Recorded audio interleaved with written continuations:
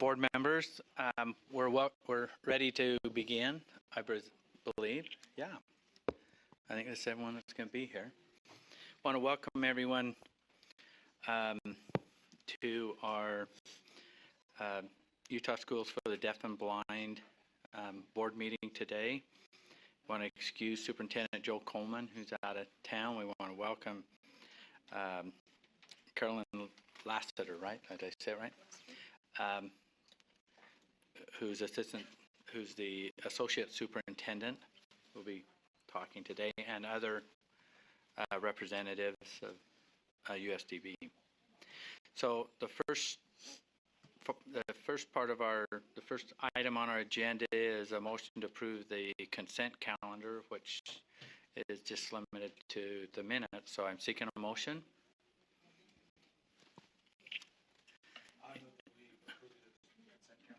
We have a motion. Second. Any discussion? Seeing none, let's vote. All in favor, say aye. Aye. Those opposed? Voting was unanimous. Okay, we don't have any public comment signed up, so we'll move that.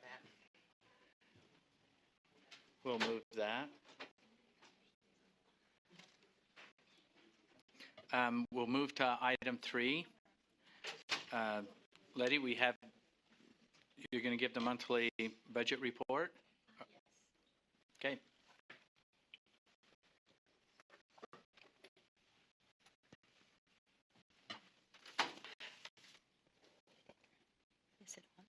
Is it on? Oh, it is. Hello, everyone. This is probably my last presentation to you, to all of you.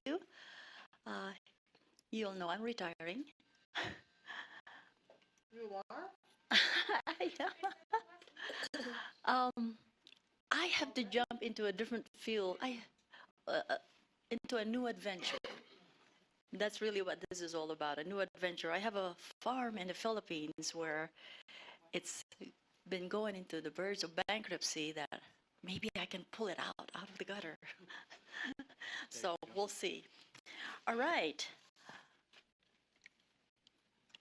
There are 2 reports that were posted in board docs, and one of them was that the carry forward, the USDB carry forward for FY17, and the other report is the normal financial statements that we published every month.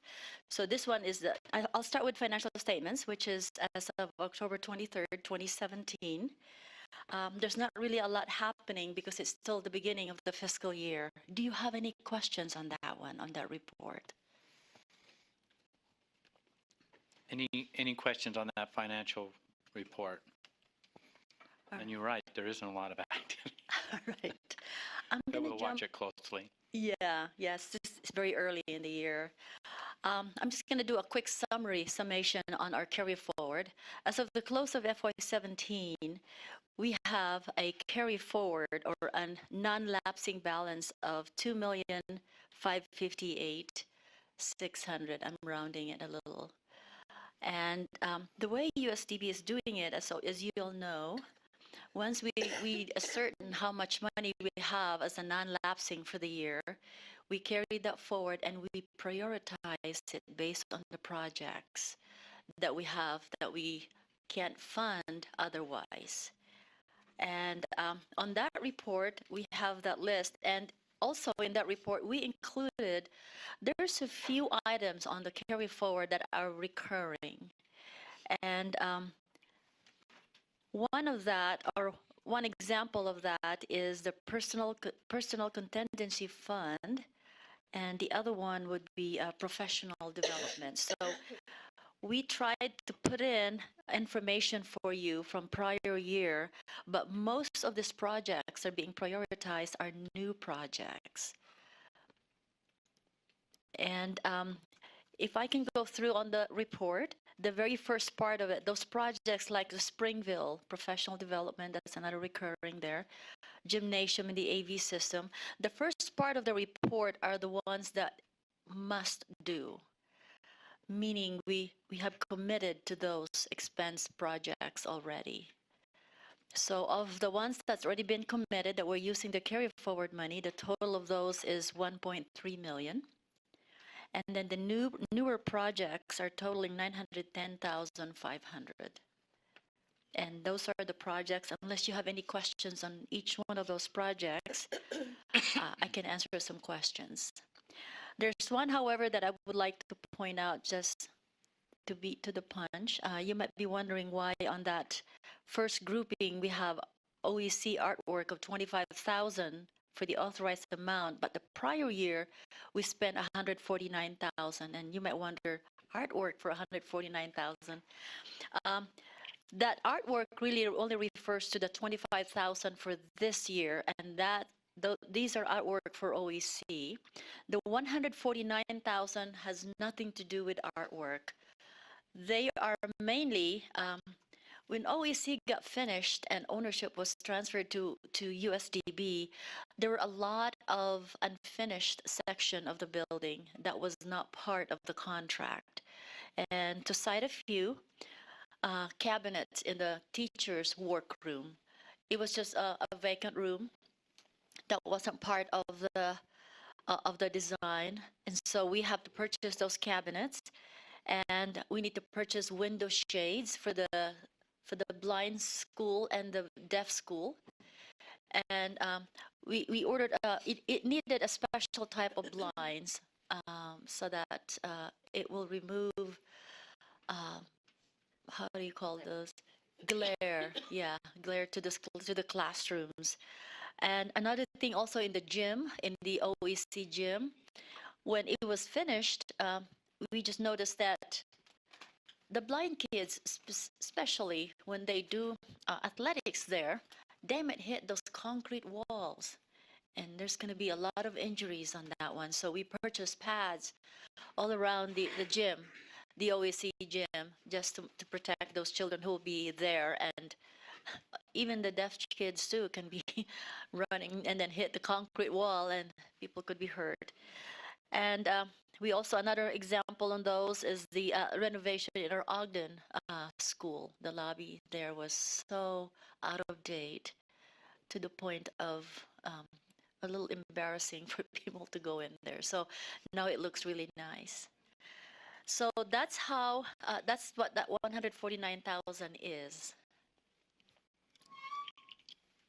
Okay, any questions? Any questions on this? I just made a little note. I'll get back with Scott on it.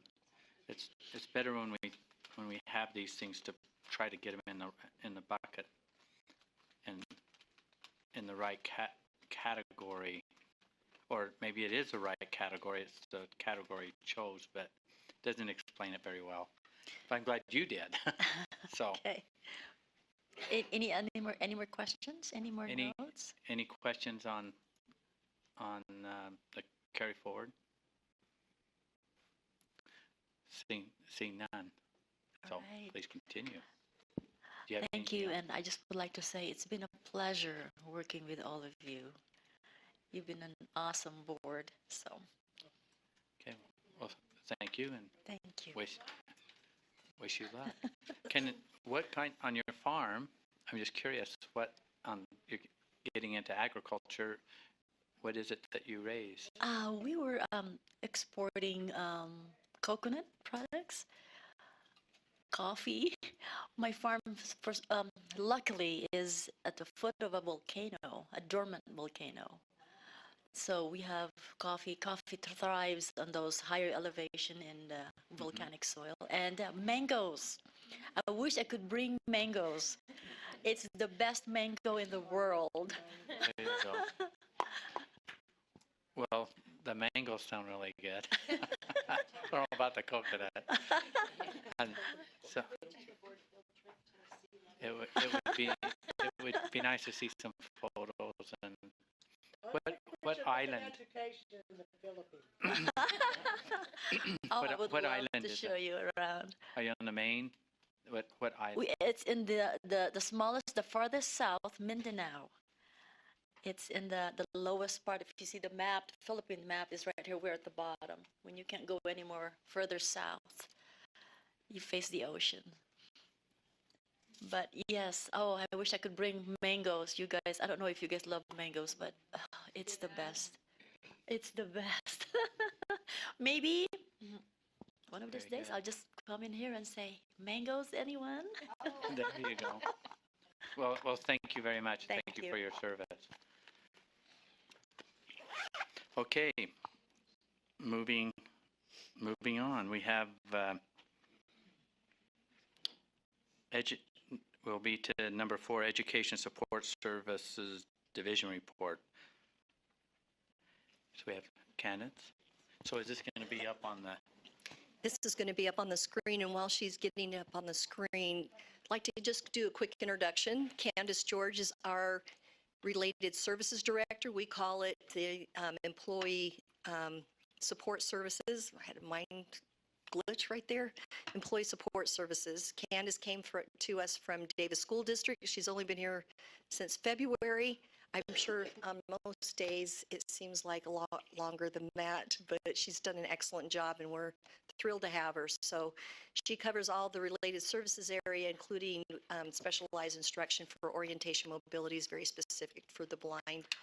So very valuable services and support services for our staff. So. Now you're seeing backwards. Sorry.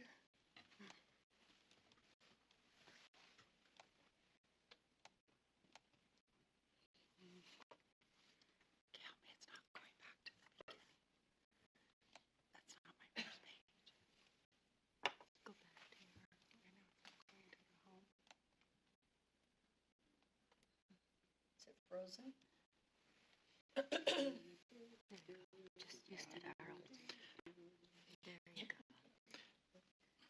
So while that's coming up, Letty, are you a fan of balut? Oh my goodness, you know about balut. No. You're not? Oh, I have not eaten, if I can describe everybody. Anybody here knows about balut? What we do, that's a delicacy in the Philippines. They cook an egg that is half hatched, meaning half incubated. the chicken yeah. is, not hatched yet. Yeah, the meaning it's only halfway, so you can see the chicken's eyes, beak, feet, but it's not quite complete. It's not quite, it's still inside the egg, right? It's not hatched yet. Some have feathers, tiny feathers in there, and then they boil that one, and then we eat it, but they eat it in the dark, even Filipinos.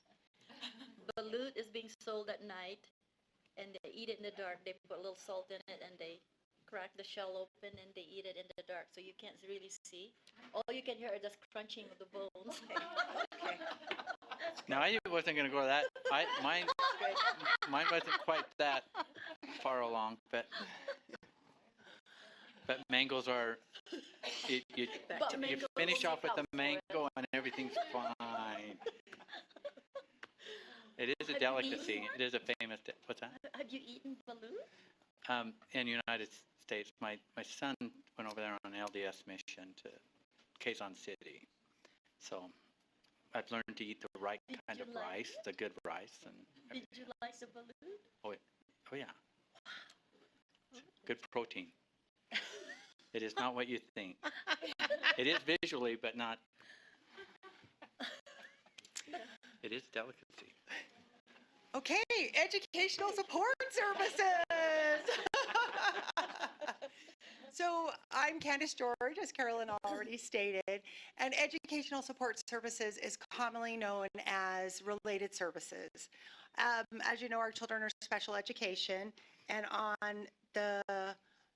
often on the IEP, or some of these people have minutes that are not on an IEP, but what under me, excuse me, so all of the services that are in my area work for both School for the Deaf and School for the Blind, which makes our department very, very unique, because my people work with all of the students on both sides.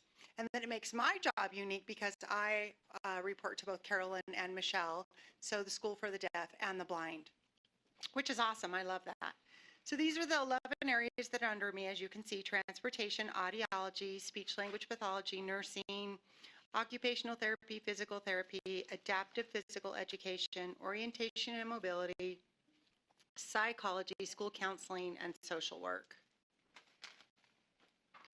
And, you know, I am there. Okay, so we contract with Wasatch Transportation. We have a 10-year contract with them. At this time, we have 77 routes that pick up the children from all around, Salt Lake and way greater surrounding areas, and bring them to our different campuses. In Salt Lake City, we have 40 routes, Orem 12, Ogden 25. When students go on field trips, we have a bus, our own USDB has a bus, 2 buses. We use our own drivers for those. But for the children to get to and from school, we contract with Wasatch Transportation. By the end of the year, we'll have 80 routes to compensate for new students coming in, around 80, sometimes 81, a little fluctuation there. Our drivers are amazing. They are just, safety is so important to them. They just always make sure that our students get to school safely. And a lot of our students have wheelchairs. We have drivers that sign, drivers that have to push the kids in and out of wheelchairs, and they're just absolutely amazing, making sure our children get to school. So currently we have 70 full-time audiologists. They work with our students on campus, plus they work with students in the whole state. So that covers a lot of really remote areas. We have an audiology booth that is in a van, and this audiologist is just so dedicated to the students that are in these very, very remote areas. And she takes the van out and tests them and makes sure that their equipment's working right. The students' ear molds and hearing aids are working appropriately in their cochlear implants. And we do hearing tests, hearing aids, and all sorts of equipment to help our students. Speech language pathologists, 6 full-time employees. We have 2 speech language technicians, and the rest of them are certified speech language pathologists, plus an opening for 1 more speech language pathologist. So they help our students with speech and language, obviously, but a lot of our students have alternate means of communication, whether that's with electronic devices or augmentative devices or just pictures and touching things to show what they want or how to communicate. So the speech therapists are just dedicated to getting any means of communication from our students. 6.5 nurses. We have 3 RNs, 3 LPNs, 1 CNA, and then we also contract with 2 nursing companies just to meet all of our students' needs, and then often to supplement if a nurse isn't there or when we have field trips. They have quite the complicated scheduling to make sure that all of the needs are covered. Occupational therapy, 2 full-time providers. Their average is about 60 minutes monthly for the students that they work with. Our OTs are also on the Utah Assistive Technology team, finding alternate means for our students to communicate. They work on fine motor sensory integration and activities of daily living. Physical therapy, we have 1 full-time physical therapist and 1 full-time physical therapy assistant. And the students are often seen 60 minutes monthly. That's usually spread out through the month, working on gross motor skills. And then the PTs are also on the Utah technology team. We have 1 adaptive physical education teacher, and she sees all of the students and provides adaptive PE on all 3 campuses for our on-campus students. All the students that's referring to on-campus students. She comes back to our APE. She just comes up with the best.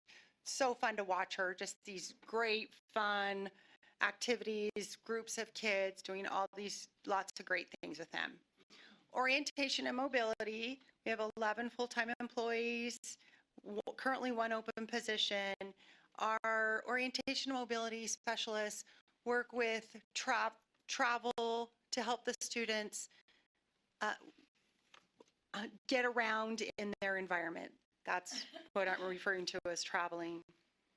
And they also work with students throughout the whole state, so even real remote areas. And they also help provide with our 0 through 3 program, the parent-infant program.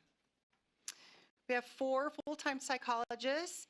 They support our students academics, socially, mentally.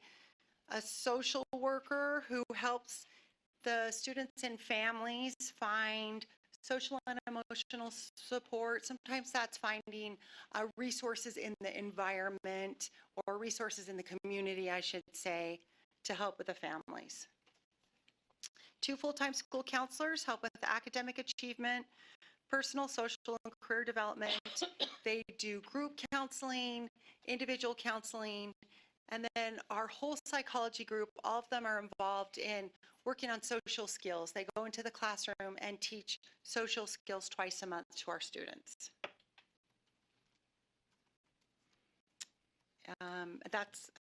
We got all 11 categories. So it's just an honor to work at USDB. Our staff, the group of people under me are just so dedicated to the students, and they're just an amazing group of people. So thank you for allowing me to present. Any questions for candidates, George? Any questions at all? What? I've got one on all of this. This looks like a lot of fun that you guys are having on this, and with this kind of staffing and that. Are you have vacancies now, or when you were looking at this, and can you speak to those? Yeah, we have 1 opening for an orientation and mobility specialist. It's currently open, advertised on our website, and also in a Carolyn, ARL, is that? AER. Hey, thank you. Just professional advertising, Yeah. newsletters on websites. And same with the speech language pathologist. There's 1 opening there, and that has also been advertised in the American Speech Hearing Association online site. Both of those areas, there's a shortage. Like there's a general shortage for speech therapists and O&Ms, and districts are struggling to get those positions filled, as we are as well. Can I just add something to You Yes. bet. Please do. So it is. Every year we have feast or famine, it seems. So this past year we were able to fill all our positions, so it's a famine year. The year before it was a feast year. We had lots of applicants and we could be very selective, and so appreciative of that. Working very closely with our HR department and also our media specialists, because we are just putting together recruiting videos to really pull at the heartstrings of those people who just are dying to work for Utah Schools for the Deaf and the Blind. So super excited about what we're going to produce this year, and especially in January when all the school districts nationwide put out a lot of recruitment. But in the meantime, we shuffle, we adapt just like every school district, LEA. You just, try to balance your caseloads as much as possible. Really interestingly, though, just the other day, one of the school districts approached us for orientation mobility because we provide that free of charge to the 3% districts throughout the state. And so they approached us and said, we're going to ask you to do all our O&M next year. So we're like, okay, so it's a challenge because they tell us now, but we've already passed the deadline for us to submit for a new position. So we're going to scramble this year and ask for another opening, a new position in our IFR next year. for another position there. But when a school district comes and says, can you take our caseload, we need all our teachers of the visually impaired or TVIs to do just instruction in Braille or TVI work. We don't have the luxury of having them do both since you provide it free of charge. Thank you very much, USDB. And we're happy to do it. It's just now we've got to scramble for more people. And that's always a good thing if we can get those services in the hands of the kids. We love to do that. So it's a challenge. SLPs especially is equally huge, and OT positions are really hard to fill too. There, we are very lucky to fill a OT position this year. Oh, good. Board Member Reby. So at the last meeting, there was a conversation right at the end with the advisory committee, and they were concerned about a budget line item. Did that get resolved, and what was the conversation afterwards? Because we kind of ended abruptly, and there were lots of questions, and there was signing and interpreters, and they said that you'd get back to it. So I was wondering whatever happened with that conversation. Do you remember what I was talking about? I was on Yeah, the audio. the Zoom text or the Zoom. What I picked up, it was about the enrichment funding. Some questions about the trips. Yeah. And then whether or not the enrichment fund was approved or if there's going to be further discussion. So we don't meet with our advisory council until the 17th of November. Okay. So we hopefully will resolve any questions that they have at that one, but there hasn't been any emails generated since then. Okay. So we look forward to that discussion. Thanks. Any other questions? Well, Board Member Cannon. I was going to get Board Member Belknap. I don't know if she had a question for all of us or just a sidebar. Thanks. My mouth was full when you said that. For your counselors, do you have them at site locations, and do you ever do any counseling virtually?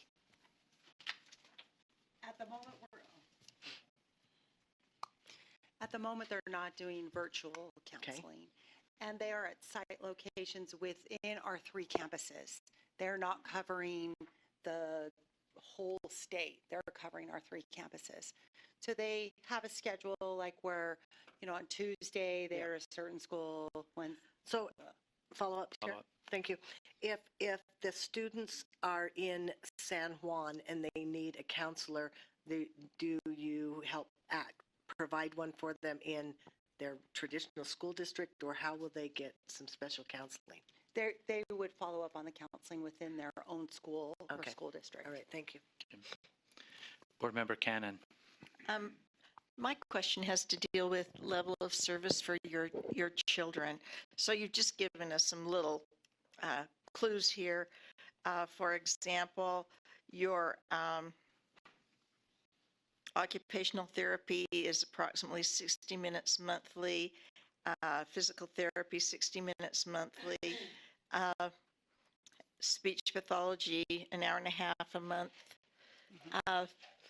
So you work with kids that have intensive needs, and do these things reflect how much those kids are getting per month, or can you just explain to me a little more about how do you provide the intense kind of physical therapy and different therapies that these children need?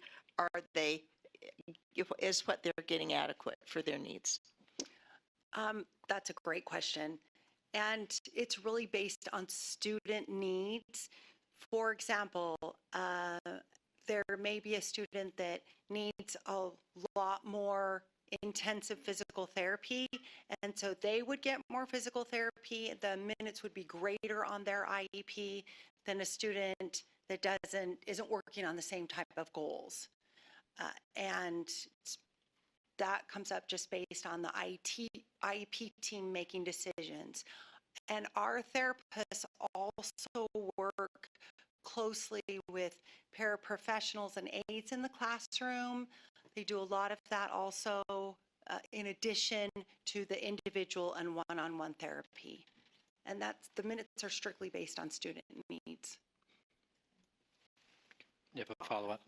So then are you able to fulfill the requirements of the IEP for each of the students? Yes, we are. At this time, we are. And that was what Carolyn was talking about, that we often have to do a lot of shuffling around and a lot of their magicians with their schedules to get all the needs in. At this time, we are meeting all the IEP minutes and needs. Yes. Good question. Thank you. Okay, any further questions? Seeing none? Well, thank you very much. We will now move to the item 5, Superintendent's Report from Associate Superintendent Carolyn Lassiter. Thank You're up. you. I'm up. First of all, sorry I missed you all last week. It's hard to be on that Zoom, and because you can't see anybody's faces, you can't see reactions, and it's like at one point you want to say, "Is anybody listening? Can you hear me?" But anyway, I appreciate you being attentive as we presented last at our retreat. Just wanted to just give you an update. Joel asked me just to share a little bit about our field trips. Right now, we are out actively looking for potential property sites for an outdoor recreation center. So we were able to go to the National Ability Center and look what they offered and some of the different buildings that they provide, some really specialized services for kids with multiple needs. We also saw some other camps, some church camps as well, to sort of zero in on what our needs are. We were able to come up with, I don't know the exact words, but we were able to secure a company called Epic, and they are the ones who are going to be working to us to help design the needs for this center. And they are awesome, and they accompanied us on that field trip.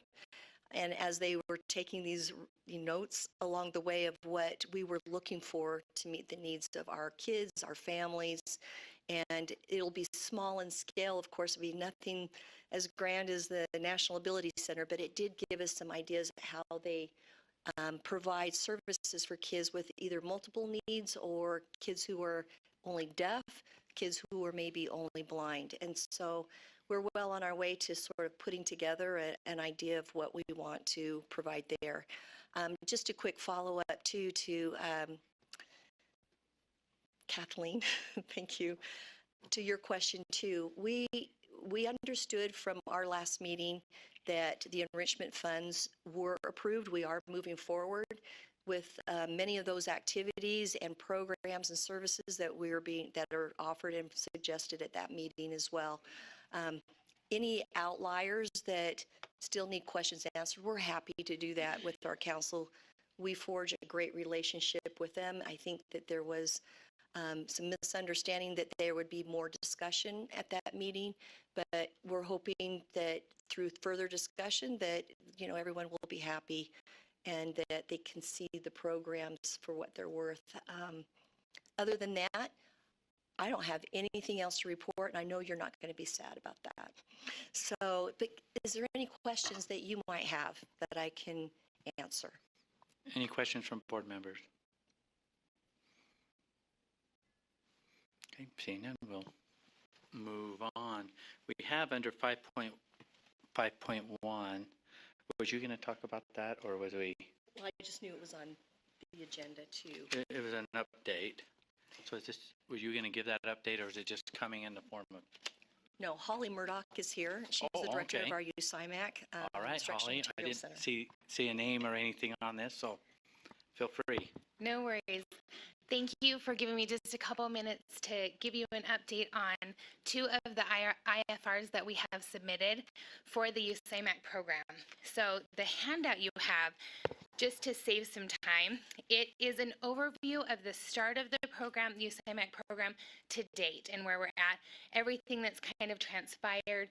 I know it's something that, or at least I believe, correct me if I'm wrong, it was put together before I came, and I believe it was the board who kind of helped facilitate this with the special ed office in terms of creating a USIMAC program where we could produce Braille and large print and audio and digital formats for students who needed a different format of their curriculum in the classroom other than regular print.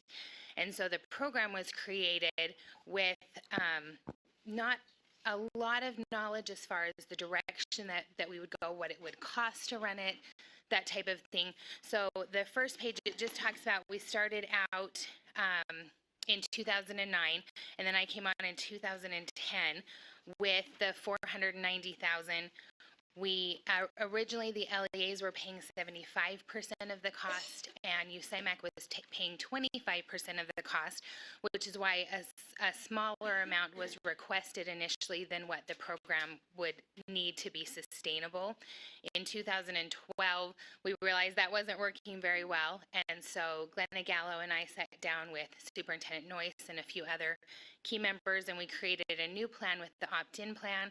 And then Superintendent Coleman had a fantastic idea in 2015, where we actually put together a sustainability committee. We realized how valuable this program was. It does serve the entire state, and the needs just keep growing, which is fantastic that we have so many students utilizing Braille and other forms to access their materials, so many academic students. So because the needs keep growing, item number 3 on the flip side is the sustainability plan. We put together a task force committee with a few legislative members as well as a couple board members. And together the committee determined what was needed in order to have a solid sustainability plan for USIMAC. So that's the first IFR that you will see coming through this year from USIMAC for the 450,000 ongoing. That is added to what we currently have, which makes the program sustainable. Unfortunately, we kind of anticipated that back then, but we've hit a point now where we are out of compliance and are in some dire need to have the sustainability plan and to have the funds needed to run the program. Back in 2016, we moved over with the Braille code. Many of you are familiar. We moved from the EBAE, or we refer to it as eBay, to the UEB, Unified English Braille Code. In doing so, we went from having 30, 40, 50 years worth of resources at our hands to only having a very small select amount of resources, because around the country, everyone else who's also producing Braille in those codes, we generally have been able to purchase about 50% of what's already been done, which saves an enormous amount of time, and then we produce about 50% in USIMAC. The last couple of years, that hasn't been the case. This year, unfortunately, was the worst possible year. We ended up having to produce about 82%, only being able to purchase about 18%.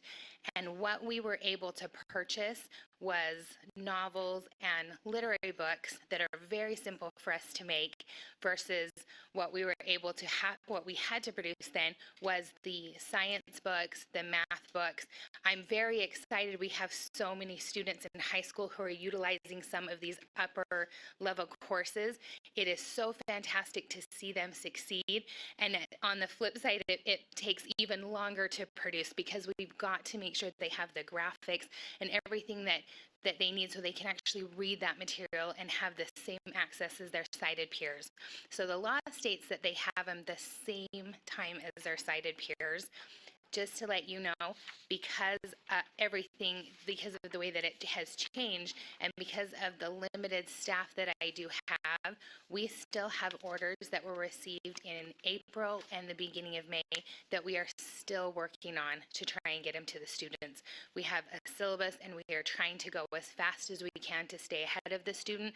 Oftentimes, we are driving it to the school because they will be using it that morning. We're right on the edge of not being able to be in compliant.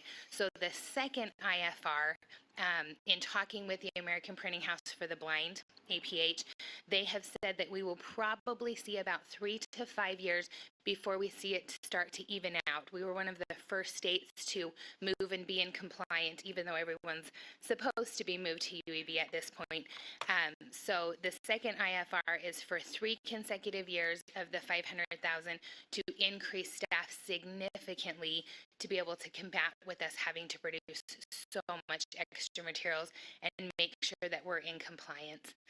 My fear has come to life that I thought might happen back in 2015 when we first started with this, in that we have been receiving a few reports from some of the teachers of the visually impaired out in districts with parents bringing lawyers to some of the IEPs in anticipation of not receiving Braille materials on time. And so one of the things we're trying to combat is make sure that the students have their materials and help everyone be at ease so that the parents aren't as concerned with not receiving those. So just an update on those 2 bills as you see those come through. Okay. Questions from board members? Board Member Reby. So I'm looking at your website, and you piqued my interest when you said compliance. Was this website when I first got on as a board member, it was said that this website wasn't to compliance. Is this website to compliance now for ADA? For USIMAC? Yeah. Well, I don't know if it's that too, but that's Or something. you're looking at USDB? Yeah, the website. The USDB website? Yeah. I believe I it can is. answer that. Okay. We're still in the process of doing some final pieces Okay. to make it compliant, but we are on it. Yeah. It's a Of great. all people that should have that. right? Okay, it's a great website. So I was just looking at it, and then she said compliance. I'm like, oh yeah, I wonder if that's finished. So thank you. Okay. Any other questions? Seeing none, thank you. Thank you. Okay. Next up, board members, I'm seeking a motion to go into executive session for the purpose of discussing the character and professional competence or physical or mental health of individuals. So moved. We have a second? Second. This was a roll call vote. We'll start with board member Cannon. Yes.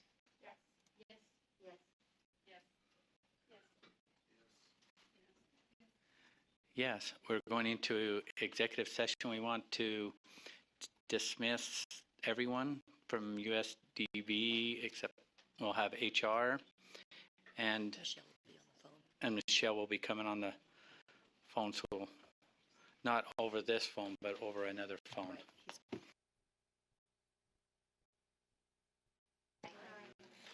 Those opposed? Voting is unanimous. Okay, thank you.